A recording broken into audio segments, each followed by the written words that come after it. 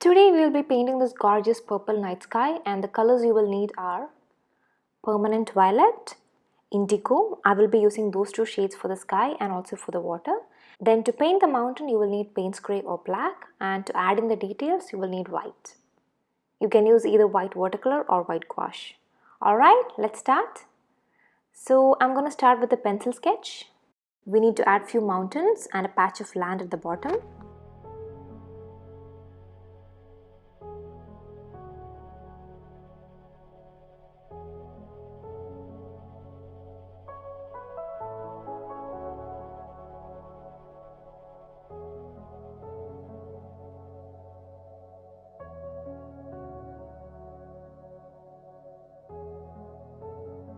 So that's a pencil sketch. Now I'm going to add an even coat of water onto the sky.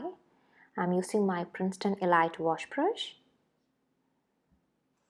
It's okay if you add water onto the mountain and the patch of land at the bottom. We'll be painting them in black, so it doesn't matter if you have water or paint on top of them.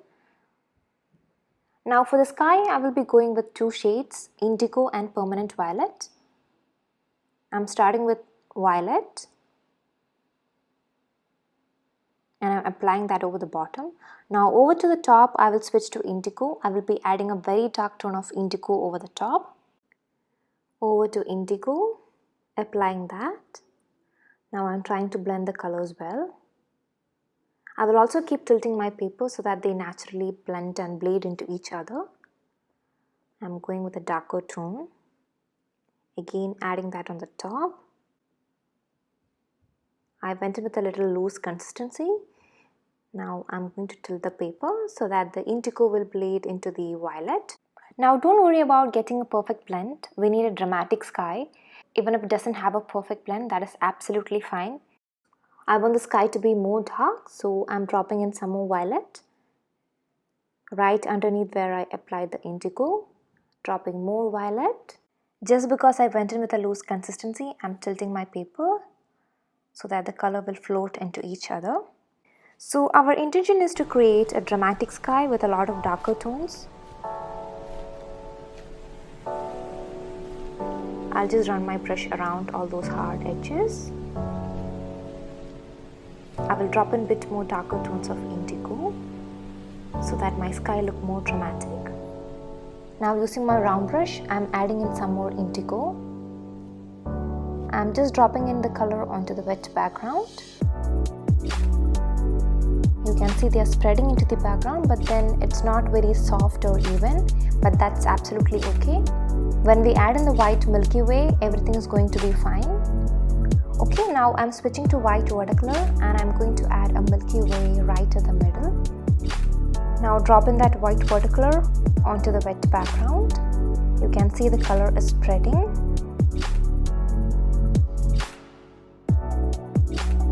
Take it around those patterns you created. As I mentioned earlier, I'm not really worried about having a soft and smoothly blended sky. All I need is a darker tone at the top and a violet tone at the bottom. Once you have applied your indigo and violet, be very quick with your white watercolor.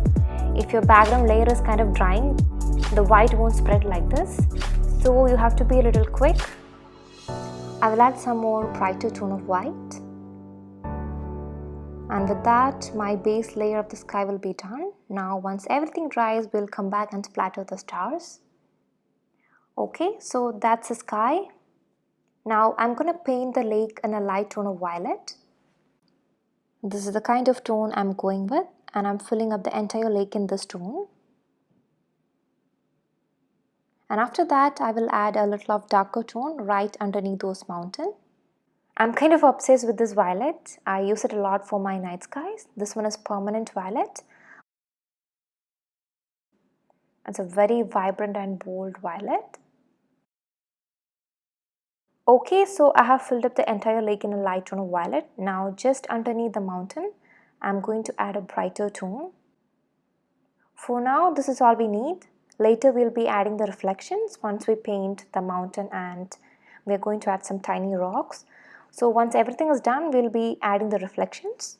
Now we'll have to wait for everything to dry before we proceed with the next steps. Okay, so my sky and lake has completely dried. You can see the kind of color we have here.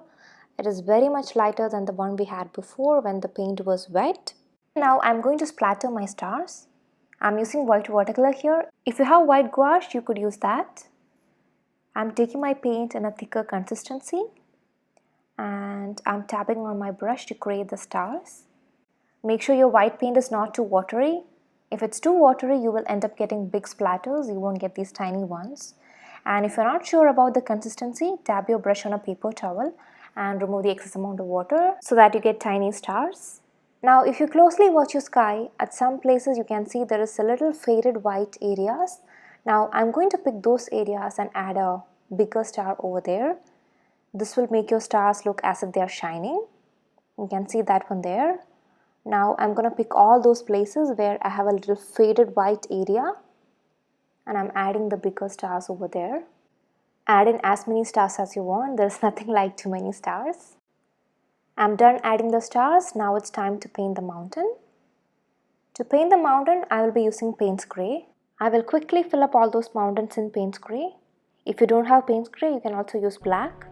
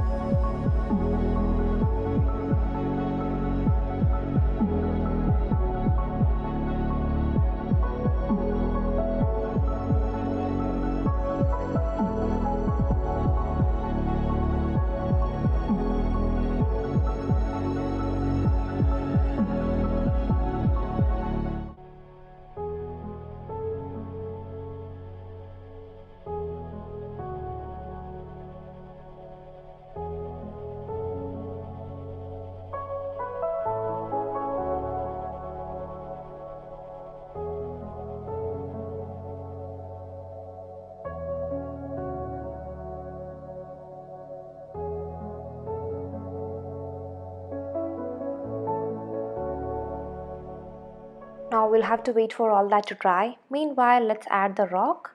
I'm switching to my smaller size brush and I'm again going with Payne's Gray. At some places you can extend the mountain and add tiny patterns like this. In between you can add rocks as well. You will see these kind of little patches of land right underneath the mountain.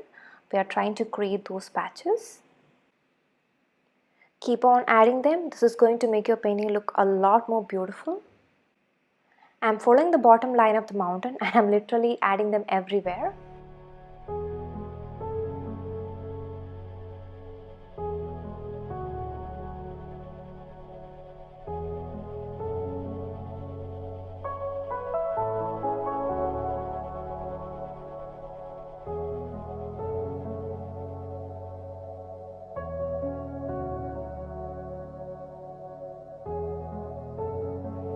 Okay, now I'm switching to white watercolor and I'm going to add the dry brush patterns and I'm going to make our mountain look more snowy.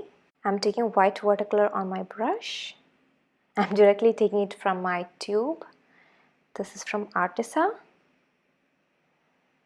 Now I'm going to dab my brush on a paper towel to remove the excess amount of water so that I will get nice dry brush patterns.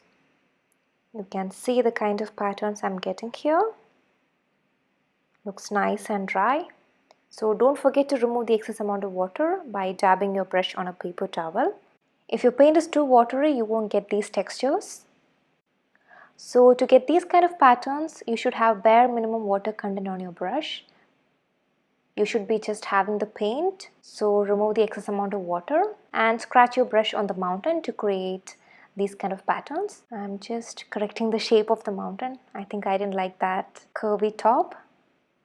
Now the thing is, I'll have to wait for that to dry before I add in dry brush patterns on that area. Never mind, I'll finish the rest and come back to that later. Now let me continue with the dry brush patterns. I hope the idea is quite clear. All you need to do is take white watercolor or white gouache on your brush. If your paint is too watery, remove the excess amount of water. And then just take your brush on top of that black background and add in the dry brush patterns to make your mountain and those land look snowy.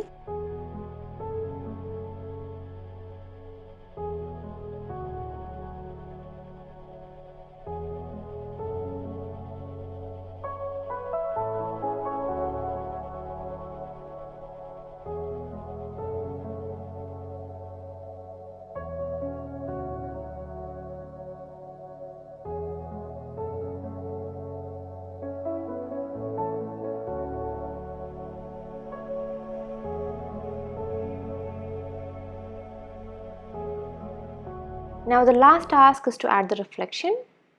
I'm switching back to violet. I'm going with a medium tone of violet. The color you are using should be one tone brighter than the color of the lake, otherwise your reflections won't be visible. Now take your brush along the bottom line of the mountain and add a tint of violet. You can see how those reflections are making our painting look complete. You just need to run your brush along these lines and add a tint of violet. Okay, we are nearly done. I'm really loving the lake, those little rocks and the reflection. It is making our painting look more beautiful. You can explore the same subject using different color. Okay, I'm done adding the reflection. So wherever I have these little rock and those patch of land, I took a medium tone of violet and I just followed that line and added a violet tone underneath those areas. It was a very easy and quick step, but it made a lot of impact for our painting. Now I think I'll add a few more rock at the bottom. This happens to me always whenever I'm nearly finishing the painting. I always go back and add something or the other. Never mind, if you're quite happy with the way your painting is looking right now, you can stop it there. I'm just adding a few tiny bits and pieces. Okay, I'm done. I'll just stop it there. Now let me quickly remove the masking tape.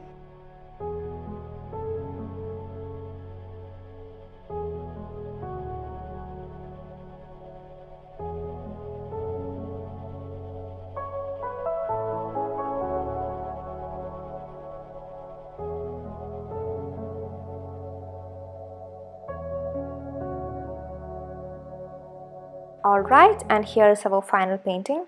I really enjoyed painting this one. I kind of love the colors and the mountain and that lake over there. I hope you guys enjoyed it too.